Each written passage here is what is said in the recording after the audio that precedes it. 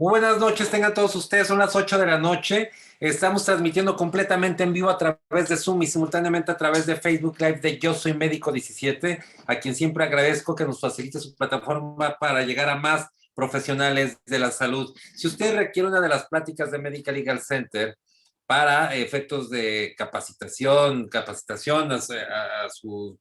todo el grupo médico de residentes de su hospital, de su sede, no duden en contactarnos y solicitarlo al correo atención.mlc@gmail.com.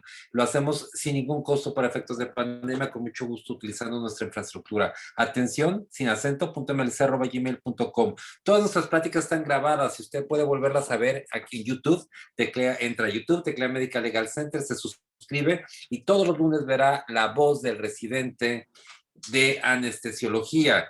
Digo que lo estamos, a partir de la siguiente semana veremos a sedes fuera de México.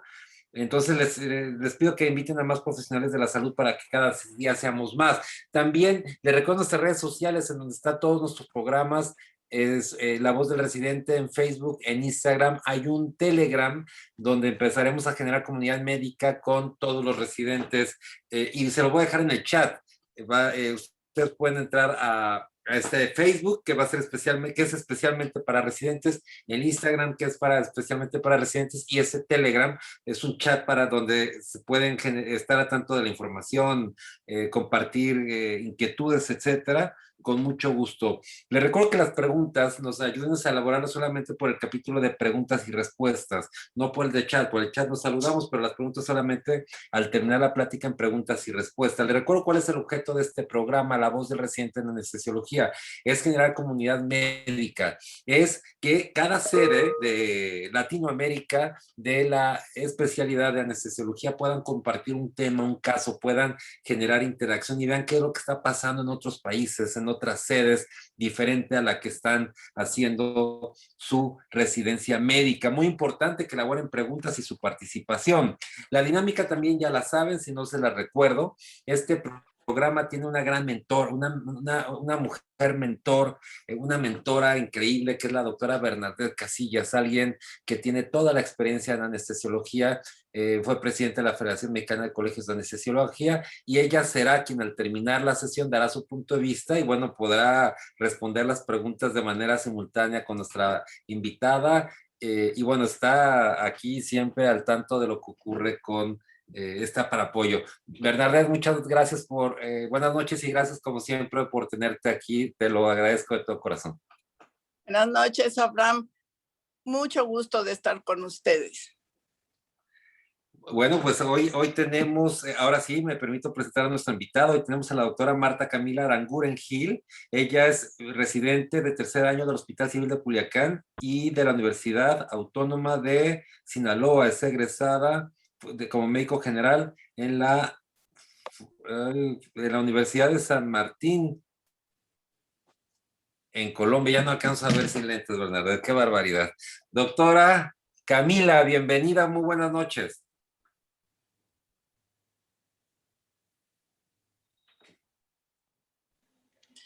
¿Me escuchas? Y ahora ya la escuchamos perfecto, doctora Camila. Perfecto. Bueno, pues quiero agradecerle, ya nos va a hablar del tema protocolo ERAS. La dejo con el mejor público que son los médicos residentes de la especialidad de anestesiología y nos vemos con la doctora Bernadette, que es la mentora del programa, en la sesión de preguntas y respuestas.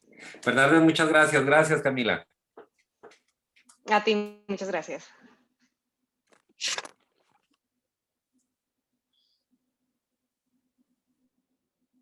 Bueno, doctora. Adelante.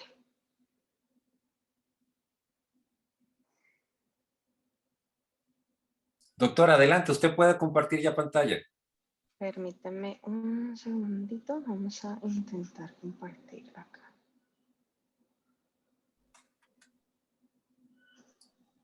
Eso, ya la tenemos. Gracias, doctora. Espérame un segundito que me quedó así. Ahora sí. No sé. Se descompartió, hay que volverla a compartir. Dame un segundito porque se me desconectó acá.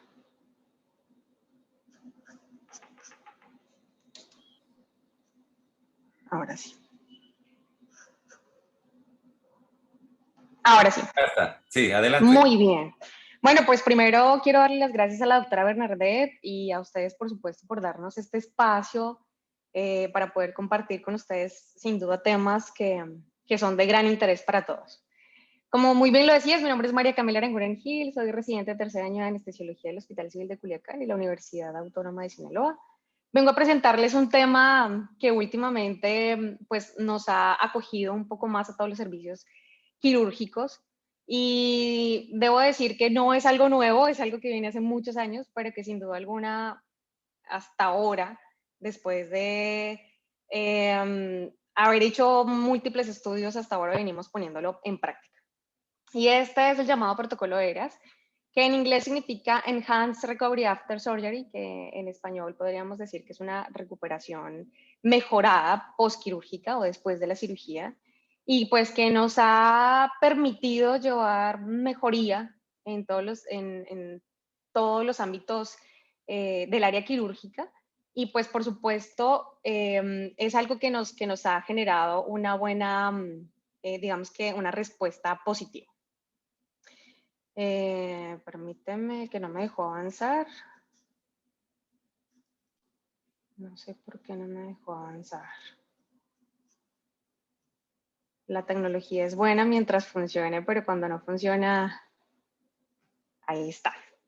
Muy bien. El protocolo ERAS fue creado como base, o digamos que sí, fue como, o se creó más bien, a base de unas estrategias multimodales basadas en evidencia, que lo que creó es que estuvieran hechos sobre unos periodos, que son los preoperatorio, intraoperatorio y posoperatorio, aplicadas a las técnicas perioperatorias convencionales. Y lo que hacía o lo que hace es reducir esas complicaciones posoperatorias, logrando así una recuperación temprana. Y ello lo logra, o esto logra reducir la estancia hospitalaria y por ende los costos. Si bien sabemos que comenzó en la última década del siglo XX, Kellett y Wilmore iniciaron con este tema, pero sobre todo iniciaron con un tema llamado Fast Track Surgery, que lo que hacía era prácticamente casi que lo mismo que vamos a ver ahorita en el protocolo ERAS, pero ellos lo llamaban como una vía rápida de la cirugía. Ellos empezaron a crear ese término basados en cirugías colorectales. Ellos trabajaban en ese tema de procedimientos colorectales y se daban cuenta que había una recuperación retrasada, lenta y que la estancia hospitalaria pues era prolongada. Sin embargo, los quirúrgicos confundieron ese fast track surgery como hacer el procedimiento de forma rápida y darle un egreso pronto al paciente, y eso generaba que incrementaran los reingresos hospitalarios y las reintervenciones. Entonces ese término se cambió y empieza a manejarse lo que es ahorita el protocolo ERAS. En el 2001 y en el 2004, Ken Fearon del Reino Unido y Olli Ljungqvist, que era sueco, desde hace 90 años ellos vienen realmente teniendo estas, digamos, estas bases, y empezaron a desarrollar una atención perioperatoria mejorada para esa recuperación a través de investigaciones, a través de educación, auditoría y prácticas basadas en esa evidencia. Y entonces aquí cuando en el 2003 se empieza a crear el primer simposio y en el 2005 se empiezan a publicar las primeras pautas basadas en evidencia de cirugía colorectal. Y se dan cuenta de que han tenido tanto auge y han tenido, digamos que, resultados positivos, pero empiezan a darse cuenta de que por más de que está en la literatura, no se ha logrado llevar a la práctica y a mejorar esos resultados en la vida real. Así que en el 2009 y en el 2011, la Asociación de Cirujanos de Gran Bretaña e Irlanda y el Colegio de Anestesiología empiezan ya a crear o a formar ya esta sociedad ERAS, que de hecho venía desde el 2001 con Ken Fearon, solamente que en el 2010 vino a darse como tal el nombre de sociedad ERAS y ya empiezan a generar una implementación y una comprensión efectiva de este concepto ERAS. Y este protocolo ERAS, ¿qué es lo que nos ha ayudado? ¿Qué es lo que nos hacía? Nos permitía reducir las complicaciones y la estancia hospitalaria, mejorando la función cardiopulmonar, generando un retorno más temprano de la función intestinal, que era lo que más retrasaba esa evolución, y reanudaban así más tempranamente las actividades normales basales, que aún después de la cirugía el paciente se recuperara ya nuevamente y volviera a su estado basal. Estos fueron diseñados con el objetivo de conseguir esa recuperación precoz en ese tipo de pacientes en una cirugía mayor, que lo que mm, permitía era reducir la respuesta al estrés quirúrgico, disminuyendo así los gastos asociados y las complicaciones. Ese estrés quirúrgico luego vino a llamarse como el consumo metabólico, un estrés metabólico asociado al estrés quirúrgico. Entonces, debemos empezar hablando de que la normoglucemia arranca con un equilibrio entre la producción de glucosa y la captación a nivel de los tejidos periféricos. En este estrés quirúrgico, lo que ocurre es un desbalance en esa regulación, y es que al aparecer todo lo que es el estrés quirúrgico, el dolor, la herida quirúrgica, los cambios hemodinámicos, cambios en temperatura, todo lo que nos genera un estrés quirúrgico iba a afectar todo lo que era el sistema simpático. Nos generaba por vías aferentes un desbalance y un cambio a nivel neurohumoral y a nivel de renal. Entonces, se dieron cuenta de que había una eh, contrarregulación de las hormonas a nivel hipotálamo hipoficiario, y todo eso conllevaba a una respuesta que era inadecuada para este tipo de pacientes que eran llevados a cirugía mayor. Ese estrés quirúrgico desencadenó una liberación de unas hormonas contrarreguladoras que las llamamos catecolaminas, glucagón, cortisol, hormona de crecimiento, pero no solamente eso, sino además incrementaba y generaba una reacción proinflamatoria y nos desencadenaba la aparición del factor de necrosis tumoral alfa y las interleuquinas 1 y 6, generando así esa respuesta inflamatoria, generando así una producción o una alteración en la glicólisis, en la proteólisis, a nivel del lactato, del piruvato, de los aminoácidos y sobre todo la lipólisis. Y a nivel del hígado incrementaba la producción de la gluconeogénesis y la glucogenólisis, que lo que nos llevaba era que a generar lo que hoy llamamos como una resistencia a la insulina, que el verdadero nombre, o podríamos llamarlo como una baja sensibilidad a la insulina. Entonces es ahí donde empieza a aparecer la hiperglicemia asociada a un estrés quirúrgico, donde se ve disminuida la sensibilidad a la insulina y un incremento en la producción de glicemia debido a la baja sensibilidad de la insulina y además al incremento de la producción de glucosa a nivel hepático. Y si bien decimos que la insulina es una hormona que nos ayuda o es la principal hormona anabólica, es una hormona que nos ayuda a regular la homeostasis y además nos permite, nos genera unos efectos que nos mantienen hemodinámicamente estables, nos tienen efectos vasodilatadores, tienen efectos antiinflamatorios, antioxidantes, antifibrinolíticos, y algunas veces se podría llamar, o en alguna literatura, como un neotrópico positivo. Siendo esta entonces una hormona anabólica que nos ayuda a mantener ese equilibrio, aquí se ve alterada en este estrés quirúrgico, debido precisamente al daño tisular y a nuestros cambios adrenales a nivel renal, a nivel de cambios nociceptivos a nivel del sistema nervioso central por el hipotálamo hipófisis, y a nivel de la producción o alteración en los niveles de las sustancias pancreáticas y alteraciones en el sistema inmune, pues nos genera ese desbalance que nos va a llevar a un empeoramiento de nuestro cuadro clínico. Basándonos en esto, debemos decir que este programa de protocolo ERAS está diseñado precisamente para eso, para que esos cambios metabólicos, endocrinos e inmunológicos no se vean alterados y podamos mantener un equilibrio en todo el periodo. ¿Qué periodos? Periodo en la preadmisión. Desde la preadmisión yo debo mantener un adecuado o una adecuada evolución de nuestros pacientes a nivel preoperatorio, a nivel intraoperatorio y posoperatorio, pero que no solamente le compete a una persona o a una sola especialidad, le compete a todo el equipo quirúrgico, no solamente cirugía general, ginecología, ortopedias, todas las especialidades deberían estar, digamos que, abiertas o tener un panorama acerca de unos cambios que podemos llegar a implementar de manera multimodal, ¿no?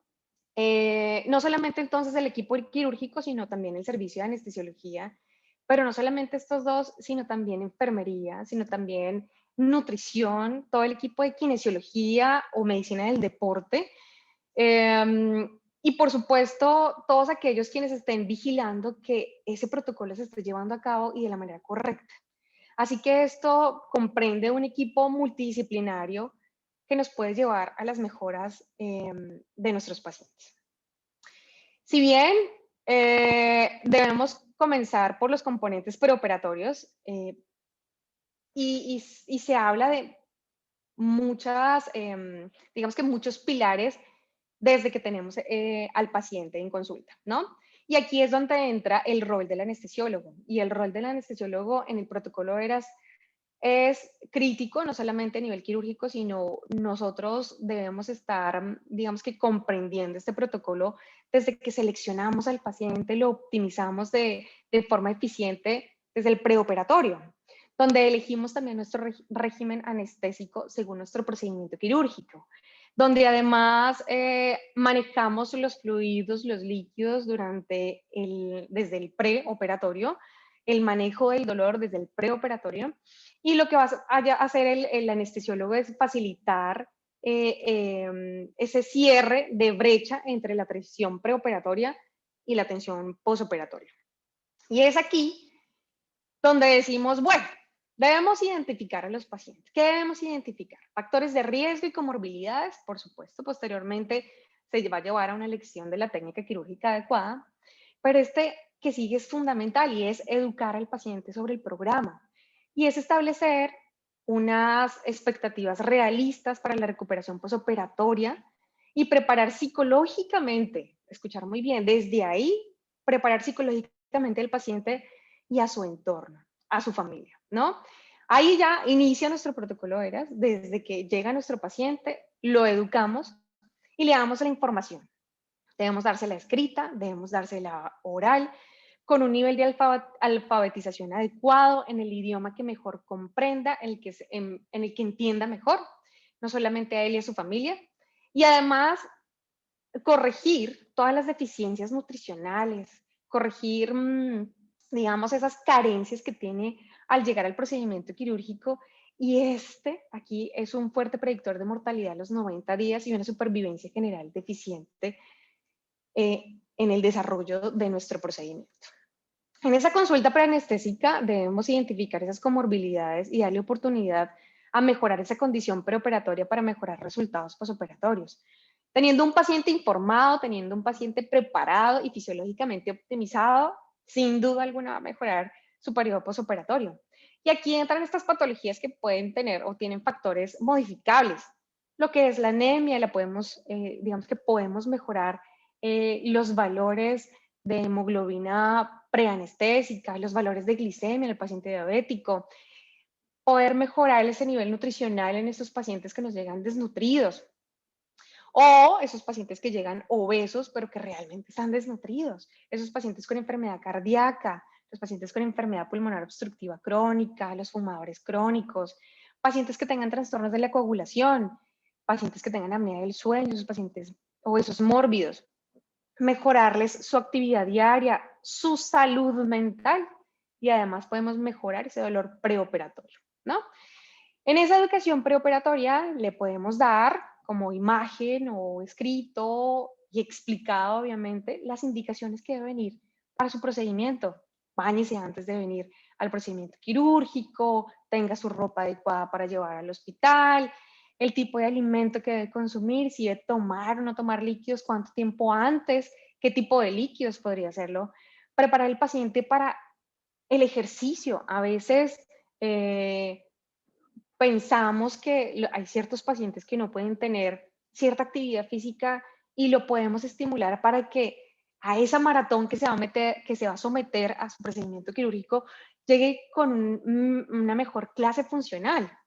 Y este tipo de pacientes pueden estar educados para decirles camine diariamente o camine 3 veces a la semana, por lo menos hágalo tantas cuadras, por lo menos hágalo tantos minutos, intente hacerlo al menos 15 minutos 3 veces a la semana.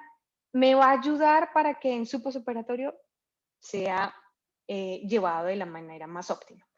Pacientes que dejen de fumar, hay discrepancias entre, tiene que dejar de fumar por lo menos en las últimas 4 semanas, tiene que dejar de fumar, bueno, hay discrepancia en el tiempo de este tiempo en el que debemos dejar de fumar, pero Protocoleras nos dice, suspéndalo, independientemente del tiempo que lo haga, si sea ayer, suspenda el tabaco. Ahora, todo lo que son bebidas alcohólicas, no consumir bebidas alcohólicas en las últimas 24 horas. Genere usted un plan al ingreso hospitalario. ¿Cómo va a estar usted planeado cuando llegue a su casa? ¿Quién le va a ayudar? ¿Quién le va a colaborar? Todo eso debe estar asesorado del paciente y además, cómo se va a ir transportado cuando usted salga de aquí del hospital. Debemos preparar y educar al paciente en diferentes ámbitos. Ahora, en cuanto al ayuno antes de la cirugía. Si bien venimos con la cultura del ayuno preoperatoria en función de decirles a los pacientes que tengan un ayuno preoperatorio de 8 horas, sin duda para los alimentos sólidos, se han hecho varios estudios de el estudio de carbohidratos antes de la cirugía o el consumo de carbohidratos antes de la cirugía. Se hizo un estudio en el que se valoraba los niveles de resistencia a la insulina en pacientes a los que se les administraba glucosa al 20% en infusión de 5 mililitros por kilo hora. Y se daban cuenta de que dándole esa infusión en la noche, previo a la cirugía, mejoraban en un 50% los pacientes esa resistencia a la insulina posoperatoria o intraoperatoria. Entonces empiezan a crear unos cambios, y eso ya viene desde hace mucho tiempo y hasta ahora se está dando el auge, y es darle al paciente una bebida rica en carbohidratos con una baja osmolaridad, la llamada maltodextrina, para mejorar ese vaciamiento gástrico. Entonces se le pedía al paciente que lo tomara por al menos unas 2 horas o más, esa bebida rica en carbohidratos, que se tomara 400 mililitros aproximadamente o menos, y eso no más, esa cantidad durante más de 2 horas antes del procedimiento quirúrgico, o mínimo 2 horas, nos ayudaba a disminuir esa resistencia a la insulina. Y si se dan cuenta, disminuyó y fue una constante que disminuyó desde el preoperatorio hasta el posoperatorio de día 1. Esta bebida se dio cuenta de que se vaciaba completamente el estómago dentro de los 90 minutos posteriores a la ingesta. Así que no podríamos tener eventos de broncoaspiración, que es a lo que más le tememos en anestesiología. Y es ahí donde se ha llevado a cabo este pilar preoperatorio en este protocolo. No solamente el consumo de carbohidratos, sino también el uso de, no sé, en Colombia le llamamos chicle, goma de mascar, donde le quieran, como lo quieran mencionar, pero también va a ayudar a ese vaciamiento gástrico y es en pro de ver esos resultados, ¿no? Ahora, en cuanto a la prehabilitación, se empezó a crear este auge de la prehabilitación para no llamarlo solamente rehabilitación al finalizar el procedimiento quirúrgico, sino además una prehabilitación. ¿Cómo yo optimizo esos pacientes antes de, que era el que les mencionaba? Intentar caminar, intente subir o bajar escaleras, lo puede hacer usted. Ok. Si se dan cuenta, la necesidad de la necesidad de mejorar ese resultado nos ha llevado a generar esta prehabilitación desde, obviamente, el preoperatorio, como su nombre lo dice, y esa prehabilitación va a hacer que se mejore esa capacidad funcional. No solamente se mantiene esa capacidad funcional optimizada desde el pre, sino si se dan cuenta, durante el perioperatorio y en el posoperatorio, nuestra capacidad funcional va a mejorar. Y eso va a hacer que mejoren nuestros resultados, generando cambios en nuestro estado físico, nutricional y toda nuestra capacidad funcional que podemos llevar a cabo, ¿no? Y este es el punto que les mencionaba anteriormente, y era que no solamente son las recomendaciones que nosotros le mencionábamos como haga actividad física, camine, manténgase activo, sino también esa parte nutricional en el que, si bien el nutriólogo, la nutricionista, tiene que llegar y ver ese balance, ha perdido peso en los últimos 6 meses, ha incrementado de peso en los últimos 6 meses, ¿qué podemos hacer para mejorar esa parte nutricional ese componente dietario, si debemos o no en los pacientes que no han tenido una adecuada ingesta de proteínas y de requerimientos de energía o de nutrientes. Y no solamente eso, sino también a nivel psicológico, los pacientes que tienen ansiedad, depresión, pacientes que tengan trastornos del sueño, trastornos emocionales, que se pueden llevar a una terapia cognitivo-conductual. Claro, nos podría llevar a mejorar esa salud mental y eso, por supuesto, que nos va a llevar a una mejora posoperatoria. Doctora Camila, tenemos solamente 5 minutos más. Por favor, muy bien, te encargo. Sí, está muy bien, doctora. En este manejo intraoperatorio, cirugía mínimamente invasiva, disminución de la respuesta endocrina y metabólica inflamatoria, los opioides, activación simpática y suprarrenal dosis dependiente.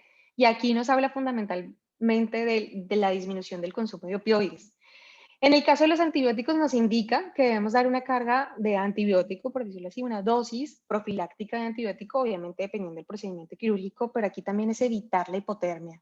La hipotermia se ha demostrado que incrementa el sangrado en el 16%, transfusiones el 22% y una respuesta al estrés doblemente incrementada. Y también debemos monitorizar nuestra profundidad anestésica para evitar hipoperfusiones o cambios inflamatorios posoperatorios, disfunción cognitiva y delirio posoperatorio. Monitorizar nuestro bloqueo neuromuscular de forma cuantitativa y si podemos hacer la reversión comprobada de los bloqueadores neuromusculares, nos ayuda a reducir los riesgos y complicaciones, sobre todo pulmonares posoperatorias. ¿Qué nos recomienda? Al principio era una preocupación, era el bloqueo neuroaxial. Realmente sí lo recomienda. En lo posible, todos los pacientes que se pudieran manejar según el procedimiento quirúrgico, por supuesto. Hacerlo con anestesia regional, fabuloso, sería lo ideal.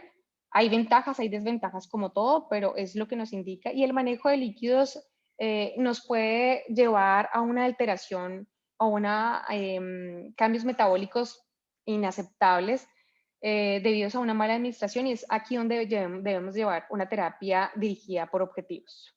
Para ello, el uso de carga de carbohidratos pre, la reanudación temprana de líquidos salarios posoperatorios, la cirugía mínimamente invasiva y la apreciación de una oliguria permisiva en el transoperatorio, pues nos puede permitir que no haya una alteración en esa administración de líquidos. En cuanto a los fármacos antinociceptivos para la estrategia multimodal, muchos.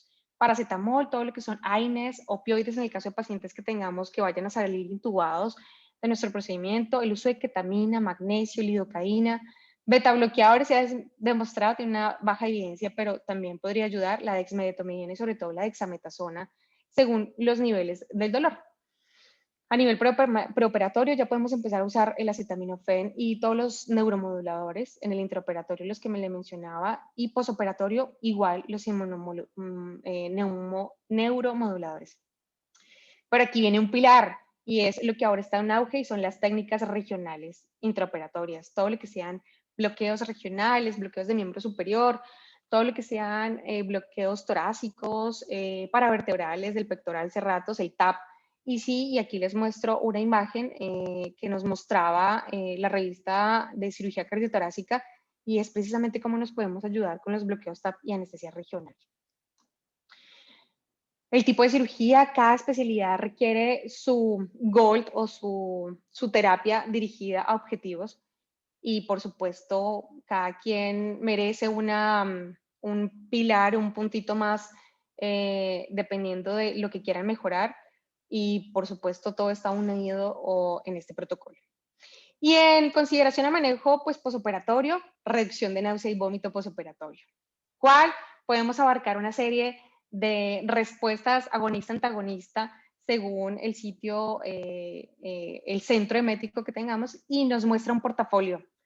El manejo de TIVA nos muestra mejoría, todo lo que es el paloncetrón, dexametasona, dimenhidrinato, ondansetrón, droperidol, metoclopramida, nos puede llevar a una mejoría, ¿no? Nutrición oral temprana es nuestro manejo posoperatorio desde el primer día posoperatorio, ambulación temprana después de la cirugía y un manejo del dolor multimodal posoperatorio.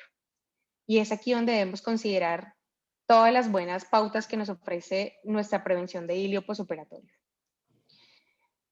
Y si bien, pues estos cambios nos pueden dar, o estos cambios del protocolo de ERAS ya nos pueden dar unas pautas o digamos que varios puntos de vista en este tipo de pacientes, es un reto. Es un reto abarcar cada pilar de esta estrategia ERAS. No es una sola cosa, es multimodal, no es solamente una persona, es abarcar todo. Y aquí los pilares, ¿qué es? Para nosotros presentar un protocolo ERAS en cada hospital debemos crear un equipo de trabajo multidisciplinario. Para terminar, ya les doy estos pilares. Crear un equipo de trabajo multidisciplinario, adaptarnos a las guías y a las problemáticas de nuestro hospital. No es lo mismo abarcar lo mismo en todos los hospitales, identificar los recursos humanos y técnicos necesarios, definir las responsabilidades de los diferentes actores en distintas fases, concretar un conjunto de indicadores para evaluar esos resultados e implementar esos mecanismos de evaluación continua. Y este es nuestro resultado. Nos lo reúne en este círculo que nos pone preoperatorio, intraoperatorio y postoperatorio el protocolo ERAS, donde está lo que les acabo de mencionar de una forma muy resumida, donde se debe ver la educación desde el primer día hasta el último día y donde se debe ver el acompañamiento desde el primer día hasta el último día. Y aquí solamente ya mi última diapositiva, y es para decirles que Protocolo ERAS está en Latinoamérica, ¿no? No solamente está en los países europeos donde arrancaron en el norte de Europa, sino realmente ya se han venido trayendo. Y aquí en México, el Hospital Civil de Guadalajara lo está implementando desde el 2015, al igual que la Clínica Reina Sofía de Sanitas en Bogotá, en Colombia, que son la segunda fase en la que empezaron a crear junto con Uruguay, y de ahí para allá tercera y cuarta fase en el resto de los países de Latinoamérica. Así que esto no debe convertirse como un tema ajeno a nosotros, sino es algo que podemos implementar. Muchas gracias. Camila, muchísimas gracias. Nuestra mentora, Bernadette, toda adelante. Por si también le damos la bienvenida al doctor Alejandro Vázquez, que te has invitado también de la doctora Bernadette. Adelante, Bernadette. Bueno, felicitar a la doctora Camila. Se ciñó casi al tiempo y es muy difícil cuando uno empieza a preparar pláticas, es muy difícil ceñirse al tiempo porque uno quisiera explicar todo lo que aprendió. Entonces, bueno, una felicitación, está muy bien documentada tu plática y tienes mucha facilidad para platicar. Entonces, adelante a seguir preparándose y a seguir presentando estos temas tan interesantes. Por supuesto que esta, gracias doctora, por supuesto que este tema es muy importante y es muy especial, porque si pudiésemos hacer todo lo que dice el protocolo, estaríamos manejando de una manera mucho más holística a nuestros pacientes y estaríamos teniendo mejores resultados. Desgraciadamente es muy difícil atenerse a este protocolo, sobre todo yo estoy pensando en los hospitales privados en los cuales es a veces imposible lograr que el paciente se ciña a un programa largo que tiene que ver con consultar a muchos especialistas. Ese es el principal obstáculo que ha tenido este programa. Sin embargo, vale la pena apoyarlo por todos. Todo mundo sale beneficiado. Y una vez más, algo que dije hace muchos años, que la anestesia regional iba a ser la campeona de este siglo, pues está sucediendo. Manejar al paciente con anestesia regional siempre que se pueda y dar la analgesia posoperatoria mediante técnicas regionales que no impliquen el uso de medicamentos que puedan complicar el alta, como los narcóticos. Entonces, otra vez felicidades, doctora, y esperemos las preguntas. Sí, ¿quiere hacer algún comentario el doctor Vázquez? Adelante, Alejandro. Sí, cómo no. Buenas noches, ¿qué tal? Felicitaciones a Camila por su sesión.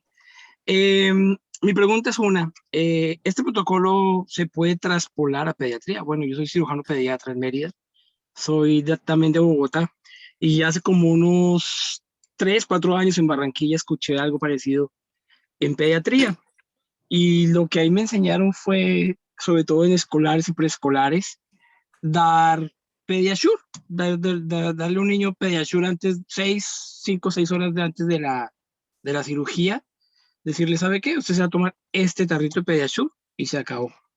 Y no he tenido ningún problema con mis anestesiólogos, no tengo anestesiólogo pediatra aquí. Entonces, casi siempre en la lucha del anestesiólogo es esa, el ayuno. Y la otra es el chicle, también lo uso, sobre todo en adolescentes, por supuesto. Entonces, mi pregunta es esa, ¿se puede traspolar este protocolo a pediatría? Adelante, doctora Camila. Doctor Alejandro, a usted muchísimas gracias. Sí, sin duda alguna sí se puede extrapolar. De verdad, optimizar a nuestros niños o a nuestros pacientes pediátricos antes de la cirugía es lo ideal. Sobre todo hay pediátricos desnutridos que desde ahí ya podemos empezar a optimizar, ¿no? Hay pacientes, de hecho, el estudio se hace con la administración de hierro en pacientes en que aunque tengan anemia leve, pueden optimizarse con hierro intravenoso y hierro oral dependiendo de la tolerancia. Por eso es una. Entonces, a nivel nutricional lo podemos hacer sin duda. Claro, nuestro ayuno es dependiendo de la osmolaridad, digamos que tengan ciertos líquidos, pero en ese caso, en estos pacientes sí les podemos permitir que al menos unas 6 horas pueda beber esos líquidos, y en este caso el Pediasure sí se puede hacer.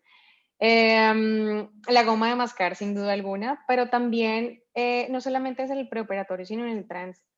Ya obviamente eso se viene manejando desde siempre, y es que nuestros niños pediátricos siempre manejo de temperatura, no pérdida de temperatura, que mantengan su calor, su temperatura corporal, un balance de líquidos dirigido a objetivos a nuestros niños, por supuesto, y también un manejo de analgesia multimodal en nuestros pacientes pediátricos. Sin duda se puede extrapolar a nuestros pacientes pediátricos sin ninguna falla, así es. Excelente. Bernadette, no, bueno, hay saludos de Adolfo Mamani de Chilpancingo Guerrero, Oscar Ángeles de la reciente primer año del Hospital José María Morelos Pavón de la Ciudad de México, y de alguien de su hospital, doctora, que es el doctor Fernando Rosas del Hospital Civil de Culiacán.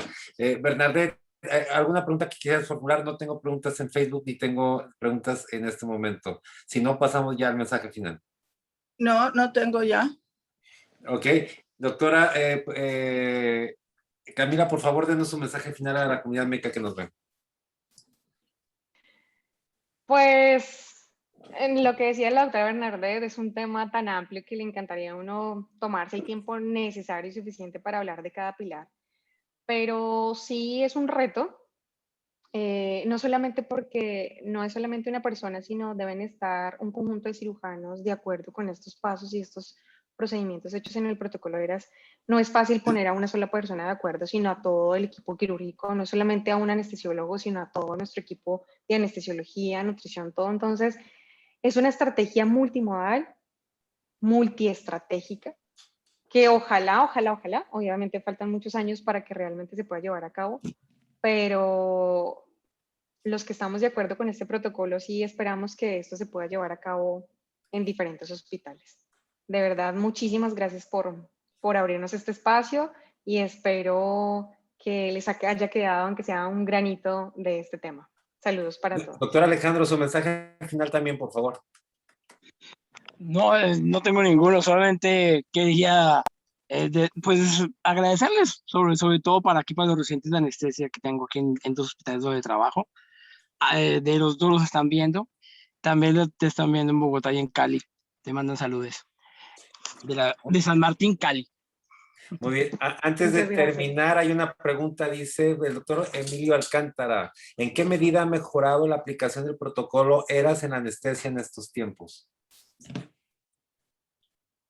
¿Quieres contestar? Difícil pregunta. Difícil pregunta, doctora. Si usted me puede ayudar, le agradezco enormemente. ¿Cómo no? Con mucho gusto.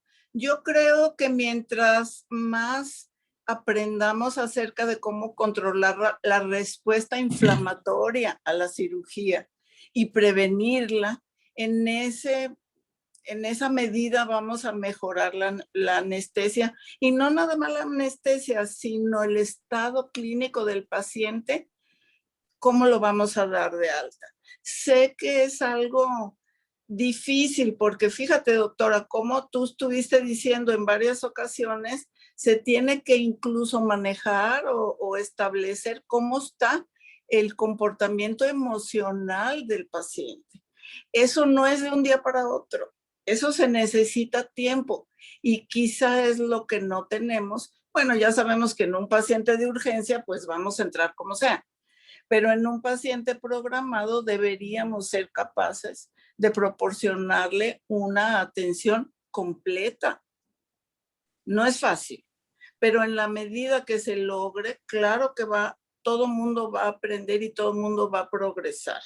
Los cirujanos, los nutriólogos, los pediatras, los médicos internistas, los de terapia intensiva, no es igual entregarles un paciente con una tormenta de citoquinas por la agresión quirúrgica a un paciente controlado. No es igual. Entonces, sí, es muy importante el avance que se ha hecho en los centros en donde se puede llevar a cabo completo. Claro que han tenido, sobre todo, pacientes mejor balanceados a la hora del alta y grandes ahorros de dinero. Excelente. Bernadette, tu mensaje final, por favor. Bueno, a todos que sigamos estudiando y que aprovechemos esta etapa de la pandemia para estudiar más. Y les mando muchos cariños a todos mis amigos de Culiacán. Gracias. Y además de Un otros abrazo lugares para del usted mundo, también, doctora. del país que te están viendo también, Bernadette, y que también son tus admiradores. Ok. Dice, bueno, pasamos una pregunta más. Dice, las principales complicaciones posoperatorias luego de la aplicación del protocolo ERAS, parece una muy buena pregunta, ¿eh? O sea, no nomás los beneficios, saber qué complicaciones pueden tener. Claro, claro. Pues yo creo que las complicaciones vienen de no estudiar bien un paciente, de no manejar bien todos sus comórbidos y de no ponerlo en un buen plano de control para el posoperatorio. Se puede caer en la tentación de dar de alta prematuramente a un paciente con comórbidos y que tenga que regresar simplemente por náusea y vómito. Es la complicación más común de no estar totalmente asegurando un buen funcionamiento del aparato gastrointestinal. Esa es la complicación más común por el cual regresan o dolor posoperatorio cuando no se maneja bien. Doctora Camila, ¿quiere comentar algo más? Sí, sobre todo complementando lo que dice la doctora Bernadette, por ejemplo, el uso del retiro de drenajes y sondas de forma pronta u oportuna posoperatoria o el no uso. Es muy difícil decirle a un cirujano en su procedimiento quirúrgico, donde obviamente hay procedimientos quirúrgicos que requieren el uso de drenajes, el uso de sondas, y hacer que eso se retire de una forma pronta, precoz en el posoperatorio, incentivando a la utilización del protocolo ERAS, pues puede llevar a esa tentación de simplemente retirarlo por darle cumplimiento y nos pueda llevar a una complicación posoperatoria, ¿no? Pienso que hay que individualizar cada paciente y no podemos abarcarlo en el 100% de los pacientes. Si pudiéramos hacerlo sería maravilloso, pero claro, complicaciones van a haber. Lo que pasa es que es disminuir ese riesgo y hay que individualizar. Excelente, doctora Camila, muchas gracias. Bueno, yo quiero agradecerles, doctora Camila, doctora Bernadette, como siempre, nuestra mentora de oro, el doctor Alejandro Vázquez por su participación. Y yo quiero recordarles que esta plática está grabada y pueden volver a verla en YouTube. Ustedes entran a YouTube, teclean Medical Legal Center y en unos momentos más ya va a estar disponible para que puedan compartirla, enviarla, volverla a ver, enviar a sus compañeros, porque es para ustedes. Les recuerdo también nuestro programa, seguimos las siguientes semanas, todos los lunes a las 8 de la noche, es el mismo link siempre y habrá siempre un médico de una sede diferente. Les recuerdo nuestras redes sociales, Facebook, Twitter e Instagram. la voz del residente. También les recuerdo un Telegram para que puedan estar en comunicación todos los residentes y puedan generar comunidad médica, los residentes de toda Latinoamérica. Se los voy a dejar en un momento más en el chat de esta sesión. Y como siempre, muy agradecido con todos. Nos vemos el próximo lunes. Gracias, Bernadette. Gracias, doctora Camila. Gracias, Buenas Alejandro. noches. Buenas noches. Buenas noches, hasta luego. Saludes.